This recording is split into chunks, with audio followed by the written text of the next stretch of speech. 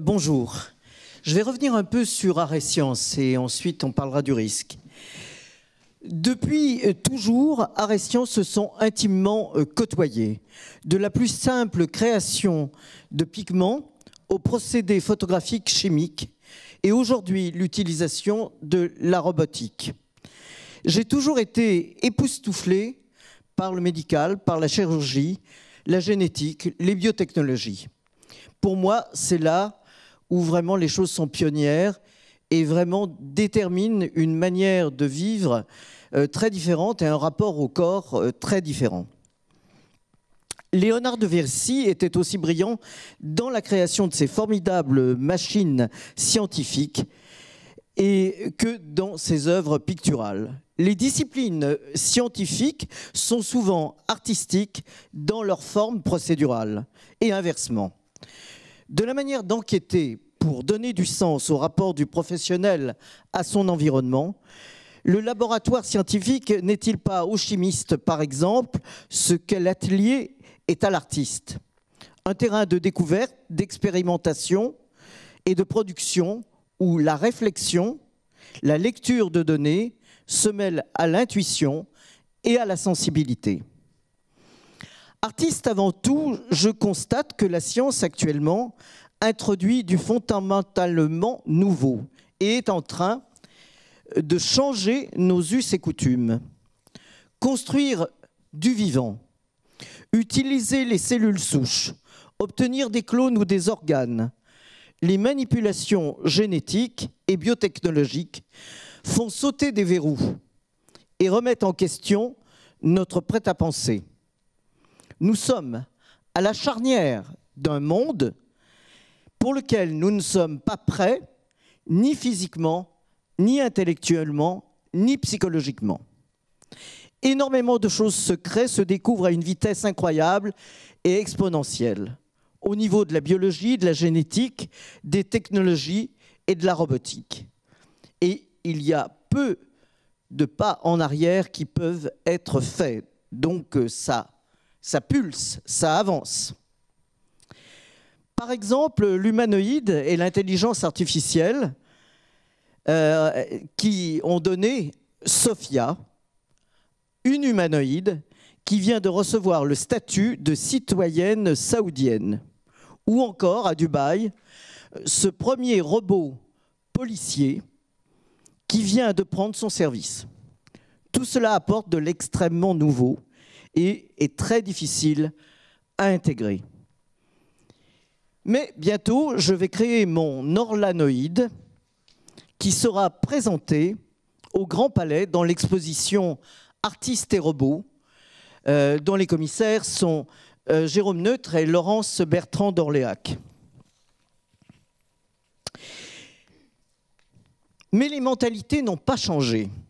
Dès qu'il y a des avancées, entre guillemets, entre parenthèses, qu'elles soient artistiques, scientifiques, technologiques ou biotechnologiques, elles font peur et provoquent des réactions épidermiques, de résistance, d'opposition et de retour à la tradition, de retour à l'ordre.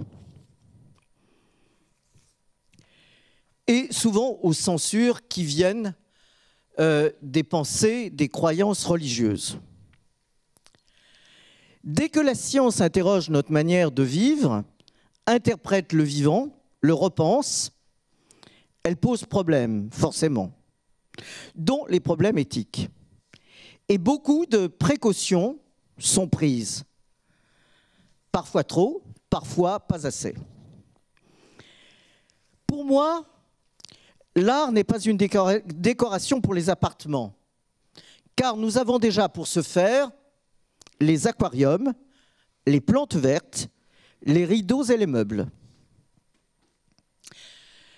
Le risque est beau, disait Platon. Presque tous les artistes prennent le risque de l'inquiétude, de l'incertitude et du doute. C'est peut-être ce qui est beau. Michel Serres dit un chercheur est celui qui risque sa vérité et qui se casse la figure.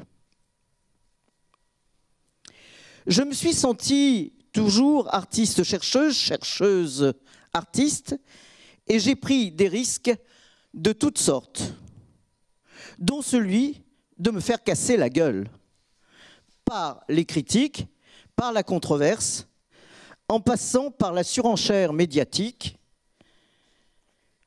plus dans la rue, puisque mon corps est devenu un lieu de débat public, des agressions de toutes sortes.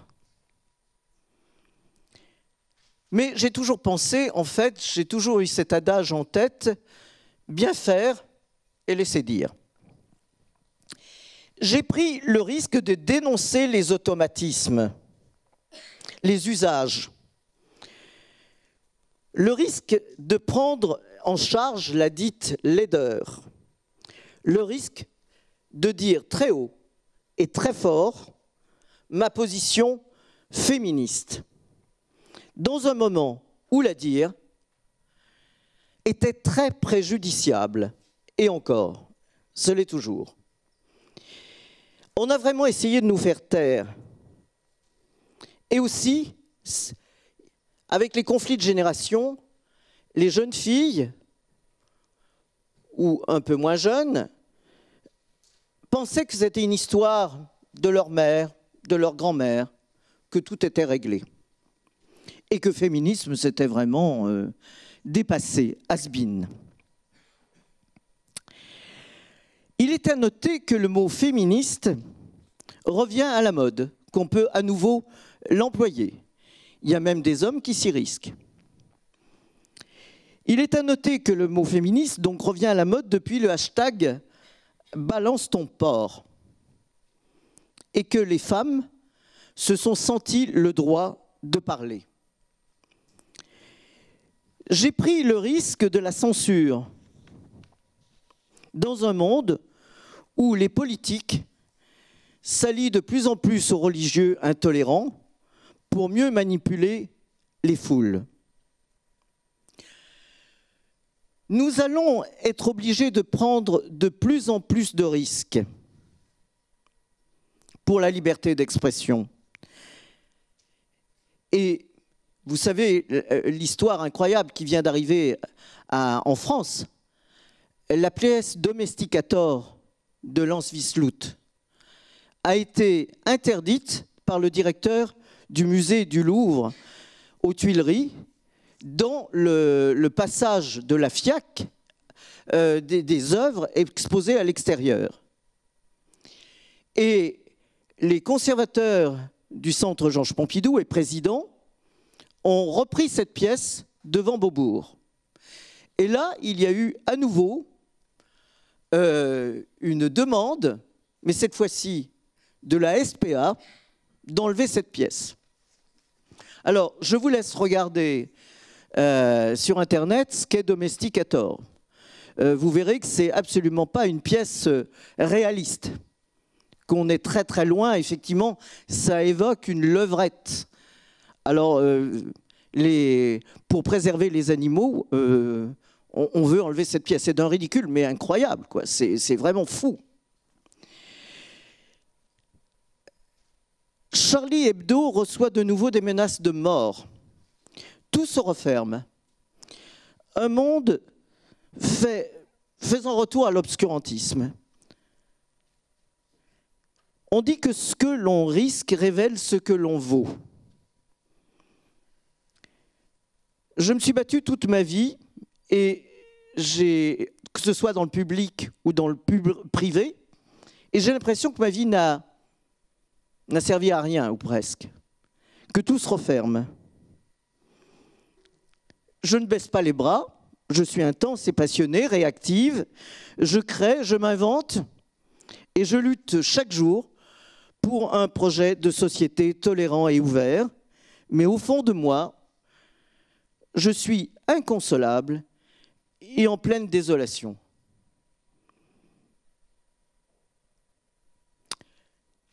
Quand on entend des choses comme ce que je viens de vous raconter sur le Domesticator, et ça se passe en France, c'est absolument insupportable. Je voudrais vous parler maintenant de cette œuvre que vous voyez, qui pour moi est très importante. C'est vraiment un manifeste. C'est un autoportrait, mais dans lequel il n'y a aucune image, aucune photo de moi. C'est un manifeste parce que ce personnage est en écorché. Et pour moi, l'écorché est une figure de l'artiste, car l'artiste doit s'arracher vraiment les œuvres. Et à chaque fois, c'est toujours une nouvelle entrée en scène. Mais surtout, cet autoportrait permet de parler du racisme, car quand on enlève la peau, qu'elle soit blanche, qu'elle soit noire, qu'elle soit jaune, qu'elle soit rouge, et bien dessous, la machine est la même. Donc pour moi, ça me paraissait très important de faire une écorchée.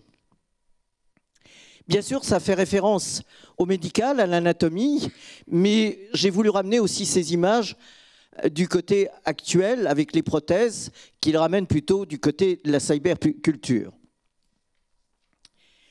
Mais le plus important dans cette histoire-là, dans cette œuvre-là, c'est deux choses très importantes. Une, c'est que le corps qui est montré est un corps qui est très très loin des stéréotypes habituels qui nous sont proposés, que ce soit dans les magazines, que ce soit dans les vidéogames, que ce soit, etc.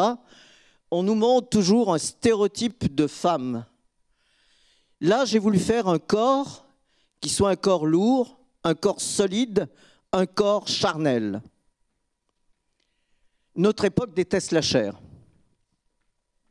Et au final, je lui fais prendre la position de la statue de la liberté, car pour moi, effectivement, c'est ce que nous avons de plus précieux, aussi bien pour chacun et chacune d'entre vous, mais pour les artistes travaillant sur la représentation du corps ou avec le corps. Si on nous empêche de montrer un corps, si on s'empêche de montrer un sexe, si on nous empêche de montrer ce qu'est la sexualité, c'est fini, on ne peut plus faire d'œuvre. Donc, c'est pour cela que cette œuvre, pour moi, est un manifeste, parce qu'à plusieurs niveaux, elle défend un projet de société, elle dit des choses importantes.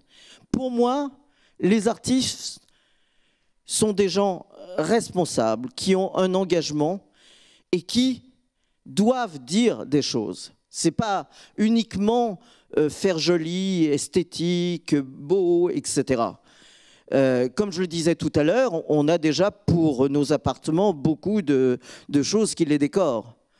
Moi, j'ai toujours pensé que l'art et les artistes devaient prendre les risques, effectivement, d'être non seulement citoyens et citoyennes, mais aussi de changer le monde.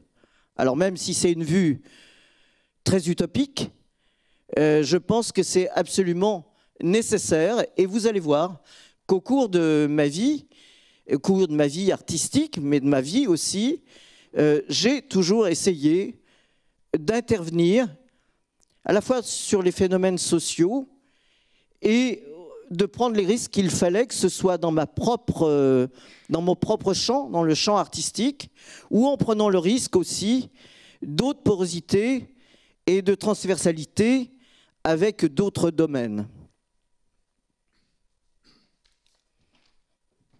Est-ce qu'on peut me mettre le PowerPoint? Peut-être que ça sera plus vite fait que si je le fais. Oui.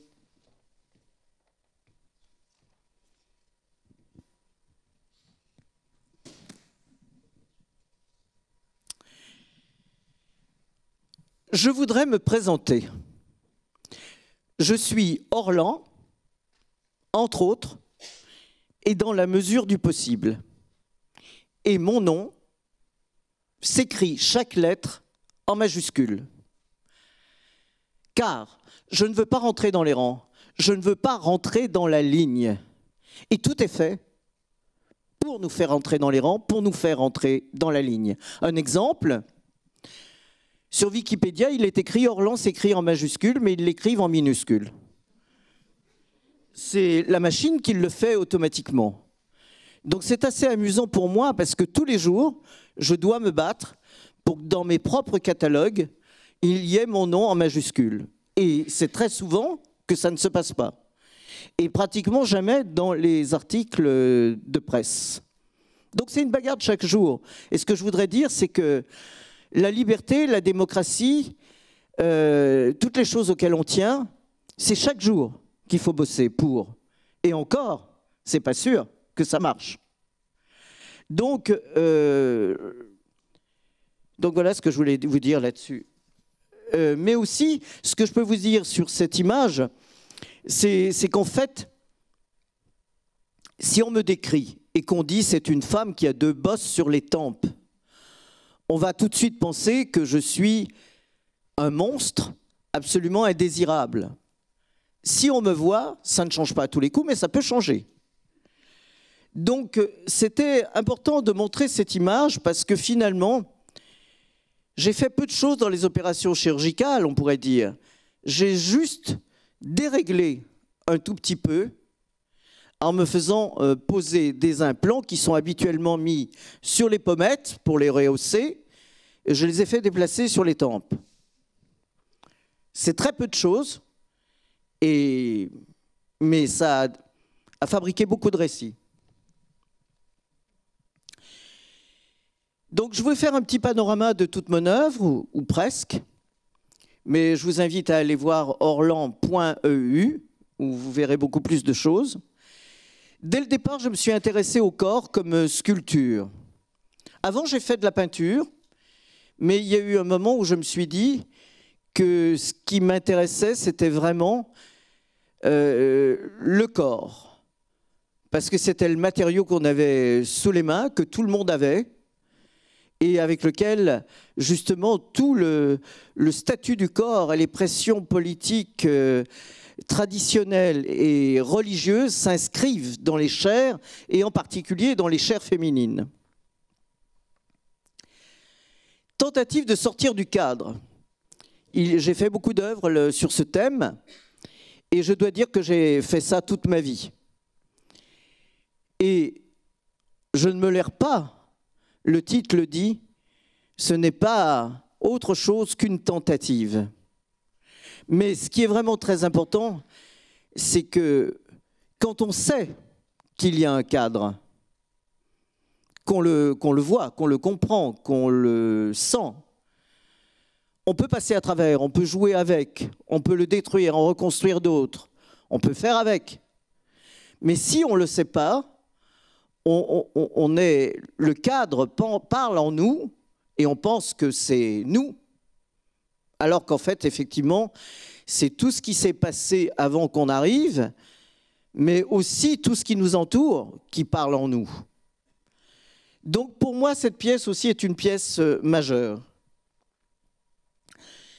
On peut sortir du cadre avec masque ou sans masque. Il faut étudier la situation et savoir si, au lieu de prendre à un certain moment le risque maximum, en le faisant différemment, à visage découvert ou couvert, on pouvait être plus efficace, plus entendu. Donc, j'ai fait ces 2 œuvres, et à la fois avec masque et sans masque. Orlan accouche d'elle-même à IME. Donc c'était l'idée, effectivement, de montrer que c'était quelque chose qui faisait que j'étais aussi en phase avec moi-même et que je m'aimais moi-même. Et ça me paraissait vraiment important pour accoucher de quelque chose qui est comme une œuvre d'art, qui est en même temps comme un post-humain et qui est aussi l'identité et l'altérité. Donc cette œuvre a été faite en 1964, et là encore, ne croyez pas Wikipédia, pour moi, c'est ma vraie date de naissance, 1964. Là, je vous montre ce travail très amusant et ironique qui, effectivement, prend le risque de se battre avec la mer et avec la société. On voit mal cette œuvre, elle est très difficile à photographier parce qu'elle est très grande, mais je vais vous la remontrer. En fait, sur le côté, ce que vous voyez, c'est un tambourin de couturière avec mes draps, les draps du trousseau, parce qu'à mon époque, il y a peut-être quelques personnes qui sont de la même époque, les mères donnaient des draps aux filles et les filles devaient les broder avec leur initiale et puis tirer les fils, faire des jours pour qu'ils soient beaux. Pour le grand moment du jour de la nuit de noces. Et moi, donc, j'ai fait semblant d'obéir à ma mère, puisque j'ai brodé ces draps. Et je m'en suis servi aussi pour tendre sur des châssis pour faire de la peinture. Alors, je suis allé chez mes amants et je leur ai demandé de tacher le drap à un certain endroit, puis ensuite, avec du lavis, j'ai repéré les taches de sperme sur les draps du trousseau, parce que le lavis ne prend pas sur le sperme. Vous pouvez faire l'essai, ça ne marche pas. Et après, j'ai fait des sortes de performances où, en fait, les yeux fermés, ou en regardant le public, ou avec un bandeau sur les yeux, je brodais les taches de sperme avec une énorme aiguille et un fil noir. Donc voilà, j'ai pris ce risque-là de faire quelque chose qui n'était pas prévu au programme. Ici aussi, c'est une réaction par rapport au mariage, par rapport à cette pression qu'avaient les filles et qu'elles ont toujours de se marier et de faire des enfants alors que la terre est peuplée, surpeuplée, qu'il n'y a plus d'eau, qu'il n'y a plus rien pour augmenter le nombre de personnes sur terre. Et donc cette panoplie d'une fille bonne à marier, je dois dire aussi, il faut que je vous parle aussi du plan artistique. À cette époque, il n'y avait personne, ni d'artiste, de photographe ou visuel, qui faisait des photos grandeur nature, collées sur bois et détourées, et qui participait à des installations interactives. Vous allez en voir d'autres. Et là, donc, il y avait un personnage central qui était soutenu par des couteaux. Mais les couteaux, au lieu d'être dans ce sens, étaient comme ça. Et on pouvait l'habiller ou la déshabiller avec effectivement, alors il y avait un porte-jartel en bois, il y avait un soutien-gorge avec des œufs durs en plastique, parce que bien sûr les femmes doivent savoir non seulement faire les œufs durs, mais tout le reste. Et c'était dans le cadre de la cuisine. Vous voyez, c'est du carrelage sur le fond. Et il y avait un sexe aussi avec du persil. Et puis une photo de sexe aussi. Donc voilà. Ensuite, j'ai fait d'autres installations photographiques interactives. Et Tête à claque, jeu de massacre revient à parler de ce que je vous disais tout à l'heure, de se faire casser la gueule.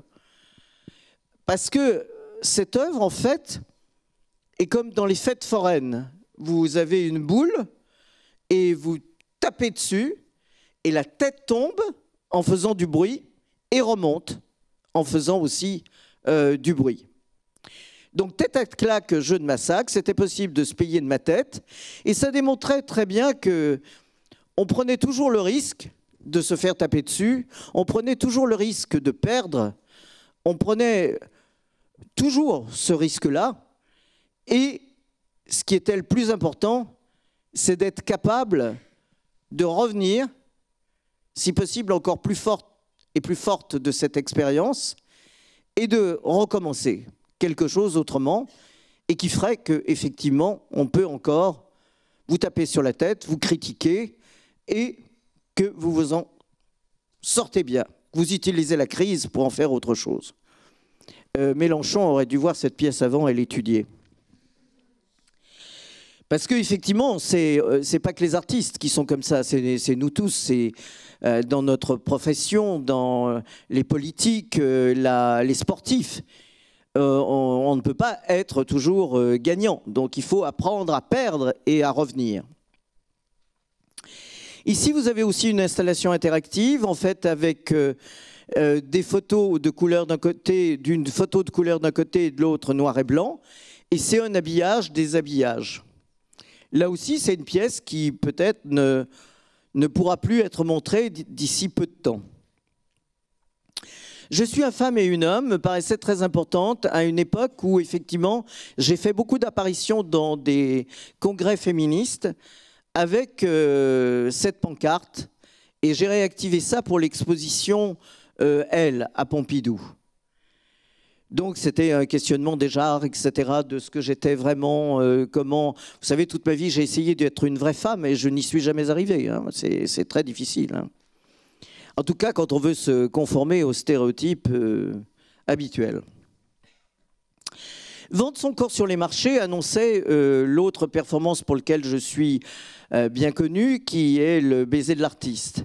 J'ai commencé aussi à vendre mon corps, donc en prenant le risque d'aller sur un marché avec des gens qui ne connaissent rien de l'art et de vendre à côté des carottes, des patates et des aubergines, des morceaux de mon corps, toujours pareil, collés sur bois et détourés.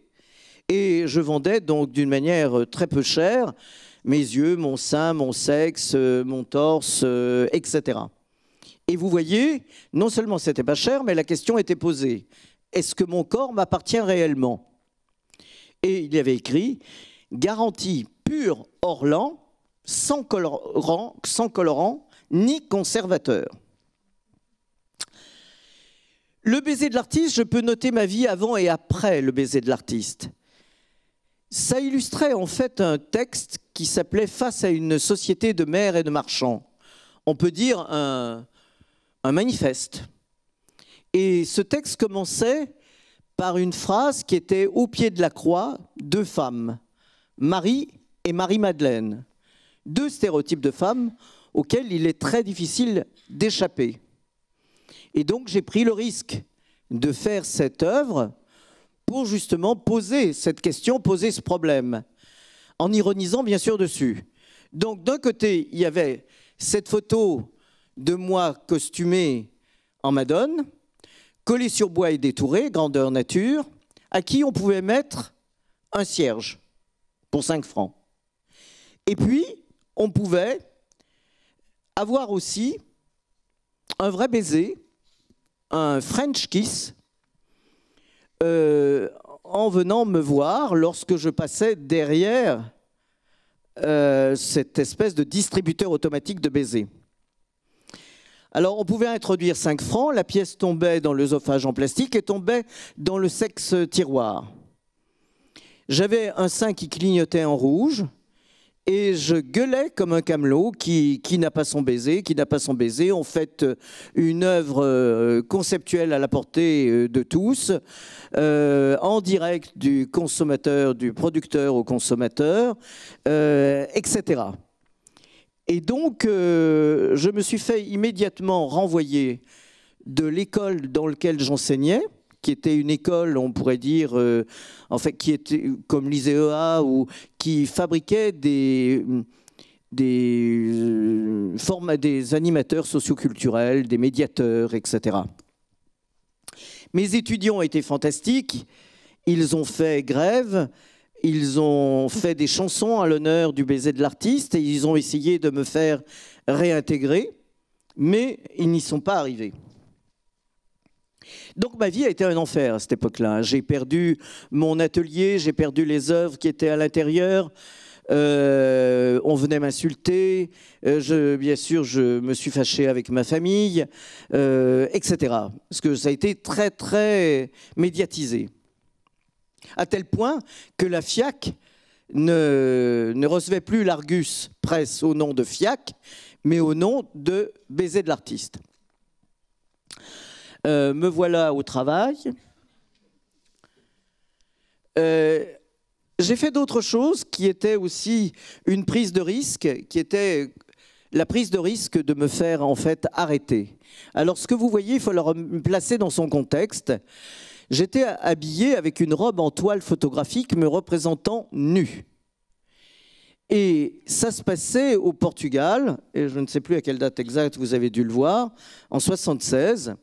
Et à cette époque-là, contrairement à ce que vous avez sous les yeux, des t-shirts où on voit des torses d'hommes ou de femmes imprimés, ça n'existait pas. Et donc là, ils ont essayé plusieurs fois de m'arrêter, mais ils n'y sont pas arrivés, parce qu'effectivement, j'étais couverte de la tête aux pieds, et dans mon sac, j'avais mon passeport, j'avais mes papiers. Donc j'ai été arrêtée, mais vraiment plusieurs fois, mais ils ne savaient pas quoi faire. Et moi, j'étais très contente d'avoir fait ce coup et d'avoir risqué ça. À poil sans poil au musée du Louvre. Là, c'est une prise de risque aussi par rapport à l'institution. C'était une performance qu'avait organisée un autre artiste et qui avait demandé en fait aux artistes qui l'invitaient de faire une performance en 1 minute en choisissant un tableau de l'institution.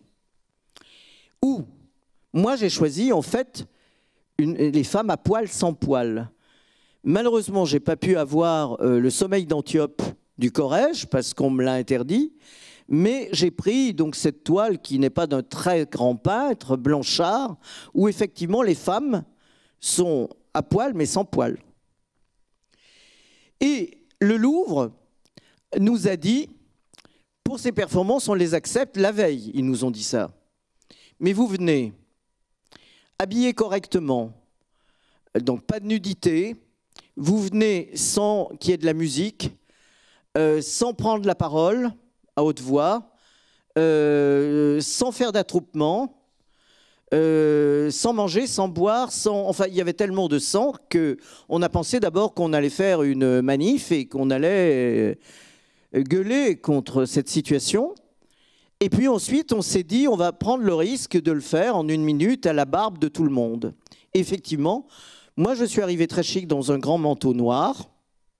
Et puis mes amis se sont assis, ou les gens qui passaient autour de moi, et j'ai ouvert mon... Je ne sais pas si j'ai une photo. Oui, j'ai ouvert mon manteau et dessous, j'avais ma robe en toile photographique.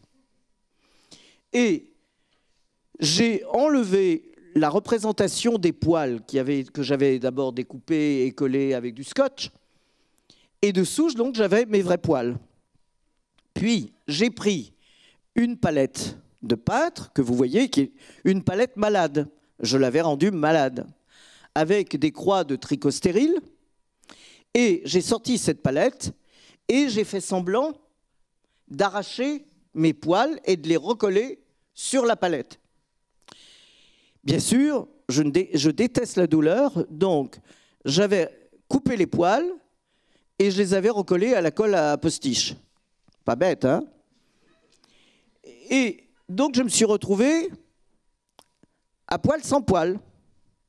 Et puis ensuite, est-ce que j'ai une photo? Non. J'avais un grand pinceau dans la poche avec de la peinture que j'avais pris entre mes dents. Et je prenais le pinceau et je repeignais mes poils. Alors pendant ce temps-là, le surveillant s'est affolé, est allé chercher son supérieur, le supérieur est allé chercher 2 autres personnes pour essayer de nous enlever. On commençait à tirer 1 ou 2 de mes amis, mais la performance était finie. Donc voilà, on a pris ce risque-là, quoi, malgré les interdictions. Alors, je vais passer vite là-dessus. J'ai fait beaucoup de tableaux vivants pour essayer d'aller voir comment comment les hommes avaient mis le corps des femmes dans les tableaux. Et là, je l'ai fait avec les draps de mon trousseau. J'ai fait beaucoup d'œuvres avec les draps de mon trousseau.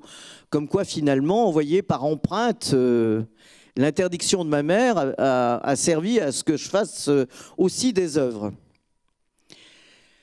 J'ai fait beaucoup de mesurage toute ma vie, de mesurage de rue ou de musée. Je vous en ai préparé qu'une parce que sinon ma conférence aurait été trop longue. Là, c'est en fait, j'ai mesuré le musée Andy Warhol à Pittsburgh, j'ai mesuré le centre Pompidou, j'ai mesuré le Guggenheim, j'ai mesuré énormément. Et j'ai mesuré aussi des rues portant le nom de grandes stars de notre passé culturel, où effectivement il y a pratiquement pas de femmes. Et donc j'ai voulu me mesurer aussi avec ces grands noms. Je me suis mesuré avec Lamartine, avec Victor Hugo, enfin, etc. Et là, c'est une association de la place Saint-Lambert qui avait été complètement détruite sans aucun projet de reconstruction, qui m'ont fait venir. Donc là, c'est eux qui ont pris ce risque, me faire venir pour faire ma performance où je mesure avec mon corps des espaces. Et bien évidemment, je n'ai pas pu faire la performance entièrement. Donc chaque jour, je me faisais livrer dans les engins qui avaient cassé la place à l'étape du jour.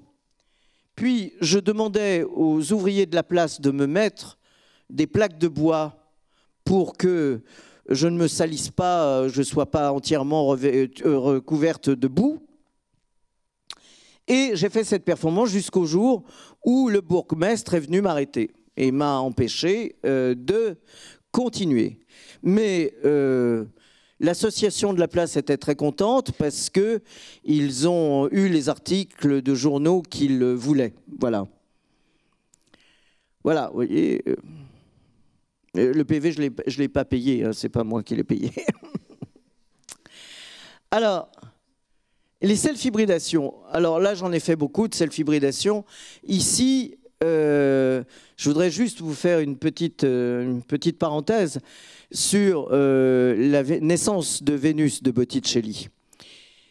Botticelli a fait avec des pinceaux et de la peinture ce que nous faisons maintenant avec Photoshop.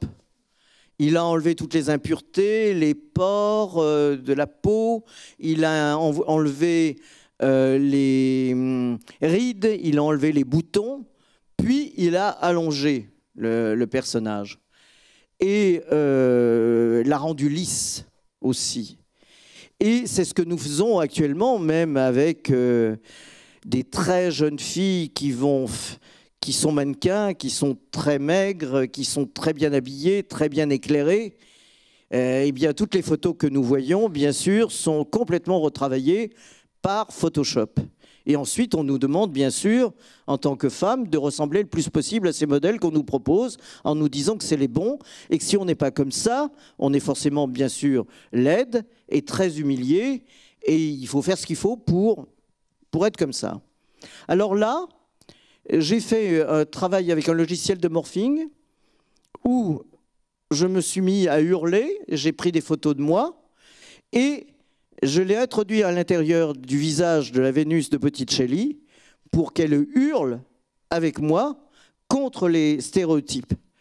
Je pense qu'elle était d'accord, je ne suis pas sûr. Alors, ça, ah oui, je voudrais envoyer la vidéo peut-être, si quelqu'un pouvait le faire, ça irait plus vite. Donc là, j'ai fait beaucoup de self-hybridation. Je vous les montre un peu dans le désordre, parce que j'ai fait des self-hybridations africaines, amérindiennes, mais je ne peux pas vous montrer tout le travail, et qui sont des œuvres en fait post-opératoires. Ça marche tout seul ? Oui.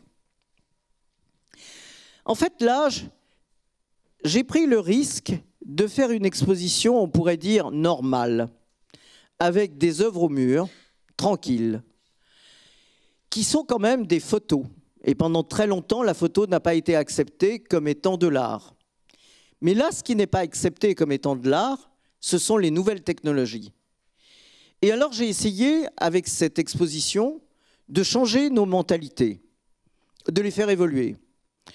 Excusez-moi, ça c'est un reportage sur toute l'expo, mais là, donc on voit que quand on a Augmente, qui est une application gratuite que l'on peut tout à fait trouver sur Internet facilement, on scanne l'œuvre, qui est donc tranquille, normale, et si on sait cela, eh bien ça agit comme un scan, comme un QR code, et je surgis en tant qu'avatar en train de faire les acrobaties de l'Opéra de Pékin. Pour moi, c'est très important parce que, effectivement, traditionnellement, à cette époque, mais même maintenant, je crois, les femmes étaient interdites. C'était les hommes qui jouaient le rôle des femmes. Donc moi, en tant qu'artiste femme, j'ai voulu sortir de mes œuvres, comme je suis sorti du cadre, en jouant mon propre rôle et en étant capable de faire toutes les acrobaties que faisaient ces messieurs. Plus, j'en ai rajouté d'autres, parce qu'avec un corps fabriqué à partir d'un scan de mon corps, et puis ensuite avec des articulations, on peut faire absolument non seulement les acrobaties dites normales, mais des acrobaties qu'un corps ne pourrait jamais faire, même avec le plus bel entraînement. Donc, deux choses, j'ai voulu changer les mentalités encore et dire des choses au niveau féminisme, mais aussi par rapport aux nouvelles technologies. Si effectivement cette œuvre est achetée par un collectionneur, il peut l'avoir tranquillement chez lui, sans aucun problème, et quand ses amis arrivent, il peut dire j'ai aussi une performance de Horlan, et ils peuvent se photographier avec mon avatar et l'envoyer dans le monde entier sur les réseaux sociaux, comme on le fait tous sans arrêt. Voilà. Je vais m'arrêter avec cela. Si quelqu'un peut me le changer, ça serait bien. Merci beaucoup.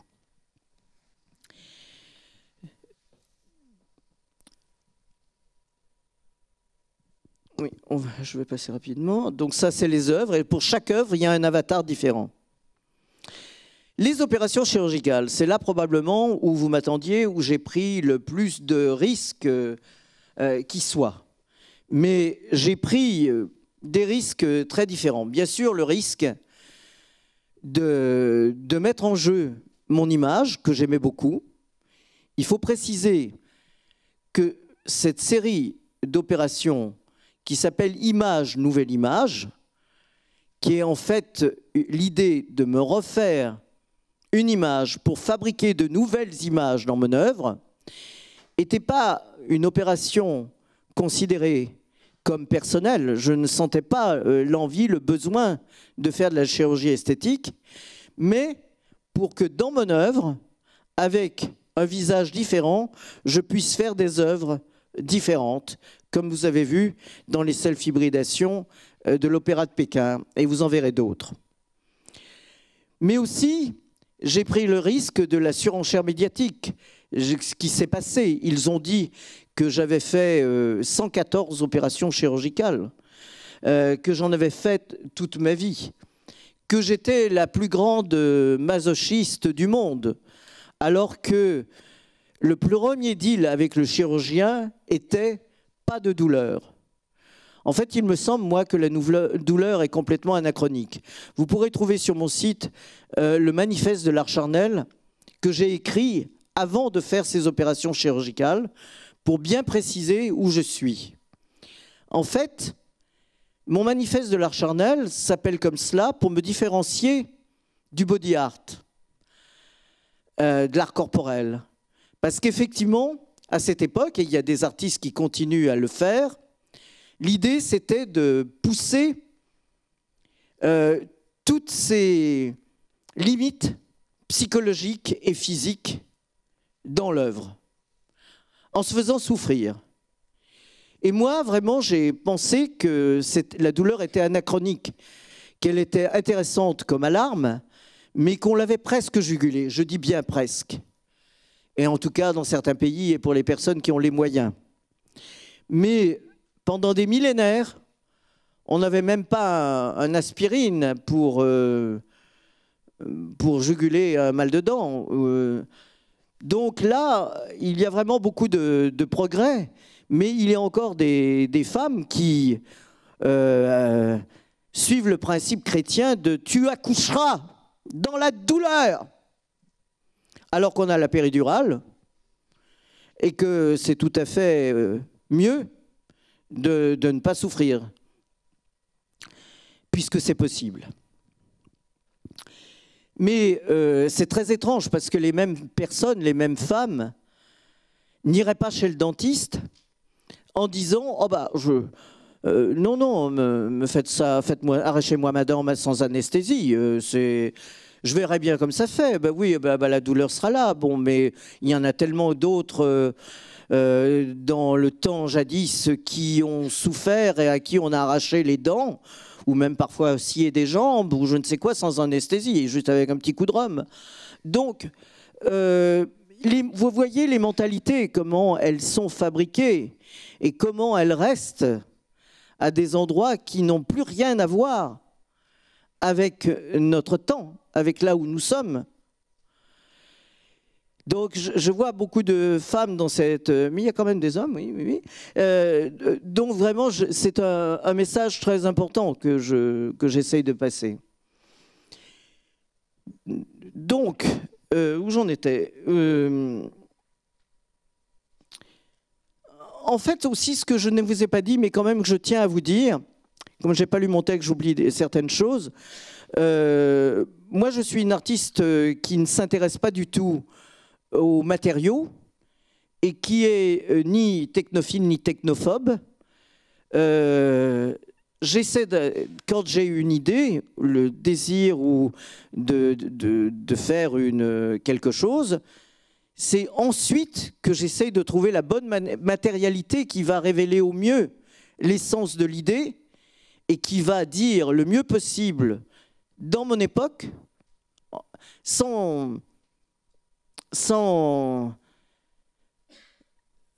avec quand même de la distance critique, je veux dire, sans être complètement, totalement fasciné par ce que j'emploie.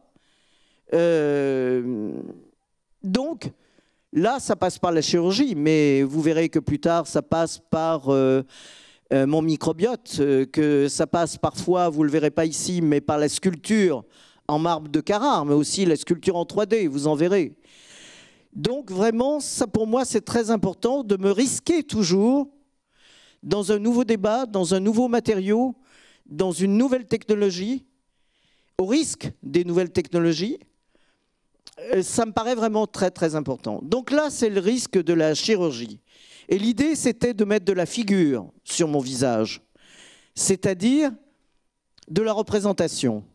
Et c'était un travail entre présentation et représentation. Et aussi, je voulais en finir avec l'esthétique extrêmement morbide et triste du bloc opératoire. Et en tant qu'artiste, bien sûr, pour chacune des opérations chirurgicales, j'ai amené mon vocabulaire, j'ai amené complètement autre chose et autrement. Donc toute mon équipe était costumée, et le chirurgien aussi, par Paco Rabanne. Là, on me voit manger des raisins, parce qu'en fait, j'avais deux vasques. Une avec du naturel et une avec de l'artificiel. Il y avait même un homard cuit, hein. Il n'était pas encore, il bougeait plus. Et un homard en plastique. Et pendant toute l'opération, je mélangeais le vrai et le faux, ce que j'ai fait dans cette opération. Et toutes les opérations étaient construites sur un texte psychanalytique, comme Eugénie Lemoine-Luciani, des textes de Antonin Artaud, de Julia Kristeva, Le pouvoir de l'horreur, des textes littéraires, des textes poétiques. Et toutes les fois, en fonction de ces textes, j'ai changé complètement l'esthétique du bloc opératoire. Et c'est quelque chose de très difficile. C'est prendre un risque, en tout cas de le demander à une équipe chirurgicale. Et je pense que maintenant, je ne pourrais absolument plus le faire. En tout cas, beaucoup de chirurgiens me l'ont dit. Donc j'ai pu le faire juste, on pourrait dire, au moment où, en poussant les limites, quand même, c'était possible. Là, on me voit aussi, avec la croix blanche et la croix noire, j'ai beaucoup travaillé avec ça, avec le bien et le mal, et non pas le bien ou le mal, et avec des images de Madone. J'en suis où au niveau du temps? C'est grave, docteur? Oui. Bon, et j'ai beaucoup d'autres choses à vous montrer. Donc, je vais aller assez vite. Donc, effectivement, comme c'est un corps ouvert, il y a du sang. Et avec ce sang, j'ai fait, dans le bloc opératoire qui devenait mon atelier d'artiste, des dessins avec mes doigts et mon sang. J'ai aussi fait des gestes qui n'étaient pas prévus au programme pendant l'opération. Et cette opération-là a été la plus importante parce qu'elle a été faite par une chirurgienne qui avait très bien compris que je ne voulais pas rester mignonne et avec qui j'ai pu justement faire mettre des implants sur le front. Parce que je lui ai demandé ce que je demandais à tous, de m'apporter de la différence, de faire un geste opératoire qui n'avait jamais été fait et surtout qui n'était pas censé apporter de la beauté. Parce que moi, je ne suis pas contre la chirurgie, mais je suis contre les standards de beauté et de me conformer à des règles désignées. Donc cette opération a été retransmise par satellite parce qu'à cette époque-là, il n'y avait pas la webcam, il faut bien se le dire. C'était très difficile de louer des réseaux satellites et que ça marche, et c'était très cher. Et là, c'était retransmis au centre Georges Pompidou. Et dans le bloc opératoire, il y avait une femme qui transmettait pour les sourds et malentendants. C'était, vous voyez, là, par exemple, on voit bien que je ne souffrais pas, parce que le premier deal avec le chirurgien était pas de souffrance.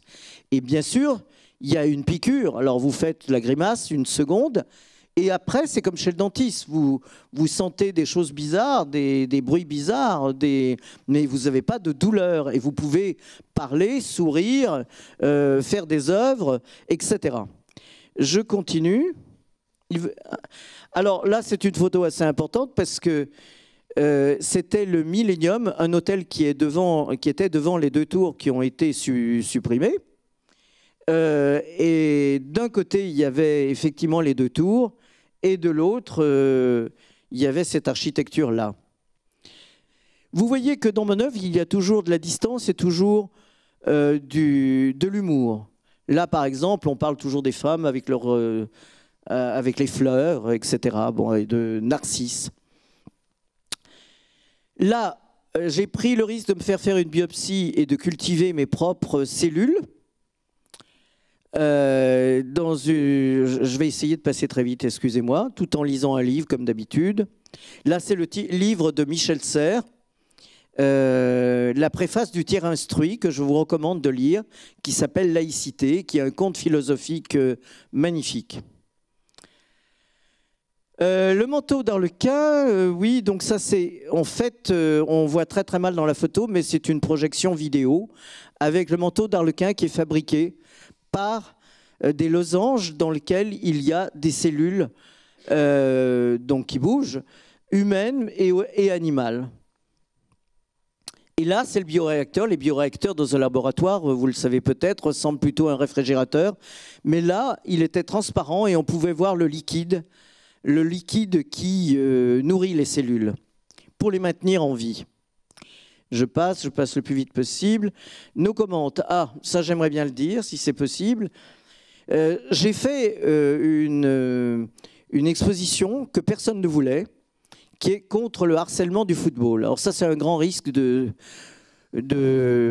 contre le football, comme d'être contre la religion, parce que pour moi, Dieu n'est pas une hypothèse ni de travail ni de vie. Je respecte les gens qui sont religieux et qui me respectent et qui ne viennent pas m'obliger à croire aux mêmes choses. Mais le football, c'était pour moi absolument un virus hallucinant, quoi. Vous rentrez dans un bar, il y a du foot. Vous montez dans votre taxi, il y a le foot à plein balle. Vous dites vous n'aimez pas la musique, on vous répond même pas. Je suis allé dans une salle d'attente à Perth en Australie avec 42 fièvres. Et dans la salle d'attente, il y avait le foot d'un côté et le foot de l'autre. Donc voilà, moi quand je vais dans ma famille une fois par an, ils m'aiment beaucoup, hein. Mais les mecs sont devant le football, comme si j'étais pas là. Donc on se dit quand même il y a un problème, parce que ne pas pouvoir se passer de foot quand on en voit tous les jours, c'est un peu bizarre. Donc j'ai fait cette installation qui montre bien que le foot est devenu une nouvelle religion, avec lequel bien sûr, comme la religion, on manipule les foules. Et donc là, effectivement, c'est une projection. Et ce qui est important dans la projection, c'est le son. Alors là, vous ne l'avez pas. C'est entre messe et match. Je me suis fait beaucoup insulter pour cette pièce. Là, très vite, donc, des pièces faites avec mes scans médicaux. Je passe, avec mes propres cellules. Ça, c'est une sculpture 3D printing, mais on voit l'installation avec ses œuvres. Et on voit aussi quelque chose d'important que je voudrais vous montrer, qui est que je suis une des premières artistes à avoir mon vrai crâne, non pas un crâne générique, mais mon vrai crâne dans mes mains, parce que j'ai fait faire, à partir de mes scans médicaux avec l'aide des Sismo, un logiciel qui dit à la machine qui construit en 3D printing de faire mon crâne. Et on voit très très bien que je suis hybridé avec un bœuf. Alors, on ne voit pas les cornes du bœuf, mais quand on a un œil et qu'on a le crâne en main, on voit très bien que la matière de la mâchoire est différente de mes os. Je ne vous raconte pas tout, mais c'est plutôt drôle. Là, j'ai fait un orle encore de crâne. Là, c'est mes dernières œuvres. Toute ma vie, j'ai travaillé sur ce que mes yeux pouvaient voir et ce que vous pouviez voir avec vos yeux, en faisant des autoportraits. Et maintenant, j'ai fait beaucoup d'autoportraits où, effectivement, c'est ce que mes yeux m'empêchent de voir. Là, c'est une grande performance où j'ai fait, en fait, j'ai travaillé beaucoup avec des scientifiques, j'ai travaillé avec Polytechnique, j'ai travaillé avec Subbiotech pour cultiver ma flore intestinale, ma flore vaginale, ma flore buccale, etc. Et avec ça, j'ai fait des œuvres et j'ai fait des grandes performances. Et là, pour le moment, je travaille avec les chercheurs de Pasteur, particulièrement qui travaillent sur les cellules souches.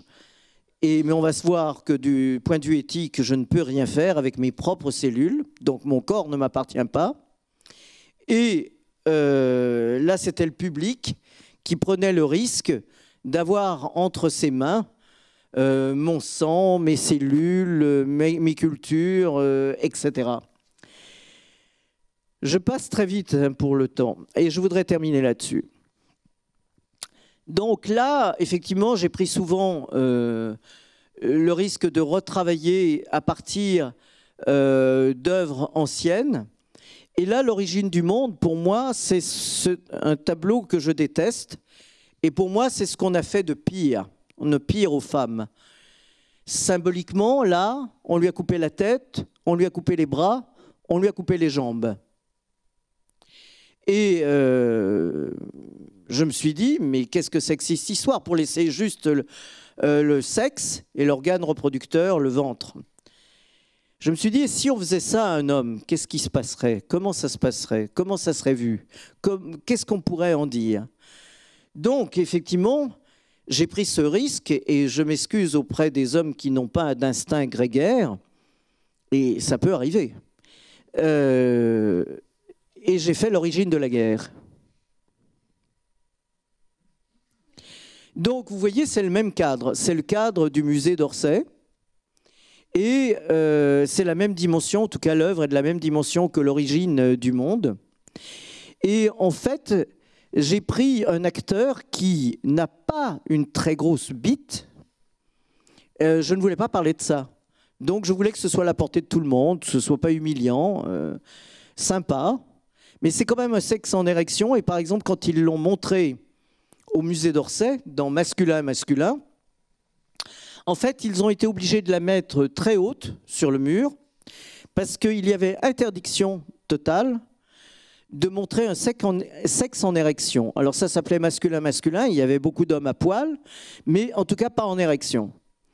Et donc, là, il y a une érection, il y a une petite érection. Il y a ce qu'il faut.